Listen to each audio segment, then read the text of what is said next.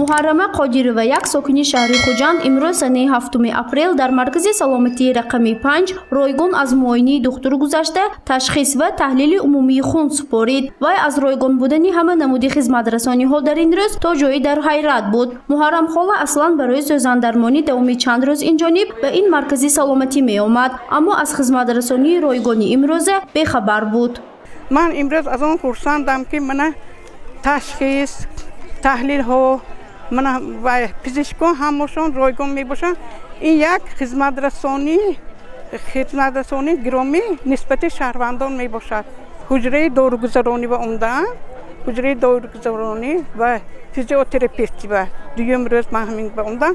инҳо ба ман гуфтанд ки як бор муаллима таҳлили хунатонро гемоглобинро супорид. ман аз ин беҳад миннат дорам. субҳи имрӯз назди аксари беморхонаҳо ва марказҳои саломатии ҳудуди шаҳри хуҷанд сер одам буд, зеро кормандони соҳаи тиб як рӯзи муоина ва ташхиси ройгонро ба роҳ монданд. танҳо дар маркази саломатии рақами 5 то нисфи рӯзӣ беш аз 200 нафар сокинон ройгон аз муоинии духтур гузашта ташхис ва таҳлили хун супориданд. мудири шӯъбаи ин маркази саломатӣ моҳира юсупова мегӯяд ки муроҷиати сокинон дар ин рӯз ба духтурони дилшинос, амрози занона ва оилавӣ бештар аст. ба ҳамаи муроҷиаткунандагон баъди гузаштан аз муоинии духтур вобаста ба вазъи саломатиашон супоридани таҳлили хун ё ин ки дигар намуди ташхис таъин карда шуд. имрӯз ҳама мутахассисон ва ташхисгоҳҳо, ҳуҷраи сабти барқии дил, ҳуҷраи ташхиси ултрасадогӣ ба халқ ройгон хизмат мерасонанд. имрӯз мана чил ки дида истодаед ҳама мизоҷон ба назди духтурон муроҷиат карда дар саҳни маркази саломатии шаҳри рақами 5 муоина карда шуда истоданд. сайёраи мо солимии мо таҳти ин шиор кормандони маркази саломатии рақами 5 давоми як рӯз ба сокинон ройгон хизматрасонӣ намуданд. ин иқдом ҳамасола санаи 7 апрел рӯи даст гирифта мешавад, зеро ин сана дар ҷаҳон аз рӯзи байналмилалии ҳифзи саломатӣ ҷашн мегиранд. кормандони соҳаи тандурустӣ таъкид мекунанд ки ташкил ва баргузории чунин чорабинӣ ва муоинии ройгон дар муассисаҳои тиббӣ барои сокинон муфид аст, зеро дар ин рӯз он нафароне ки барои супоридани ин ё он намуди ташхису таҳлил шароити молӣ надоранд, имкон пайдо мекунанд ки ройгон аз муоинии духтур гузаранд. рӯзи умумии ҷаҳонии саломатӣ тибқи қарори вазорати тандурустии ҷумҳурии Тоҷикистон тӯли чандин сол эси гузаронида мешавад ва ин рӯз 7 апрел ҳамасола гузаронида мешавад.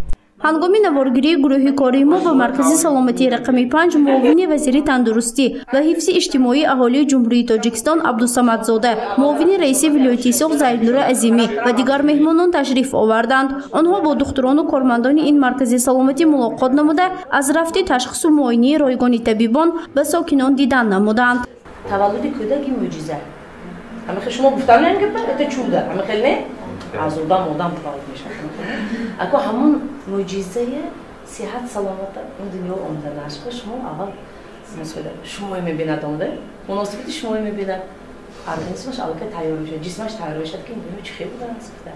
ба маркази саломатии рақами 4 низ сокинони зиёд барои ташхису муоина омаданд. дар ин ҷо низ ҳама намуди муоинии духтурон ва ташхису таҳлилҳо ройгон ба роҳ монда шуд. табибони оилавӣ ва дилшиносу кӯдакона ба сокинон хизматрасонӣ намуда ба онҳо маслиҳатҳои муфид доданд. таъкид гардид ки дар ин рӯз ба ҷуз аз хизматрасониҳои ройгон аз ҷониби духтурон ҳамчунин гардиши хона ба хона ташкил карда мешавад ки онҳо бештар ба аёдати шахсонӣ имкониятшон маҳдуд мераванд. шуро аз соли 1950 дар ҷаҳон санаи 7 апрел аз рӯзи байналмилалии саломатӣ ҷашн гирифта мешавад.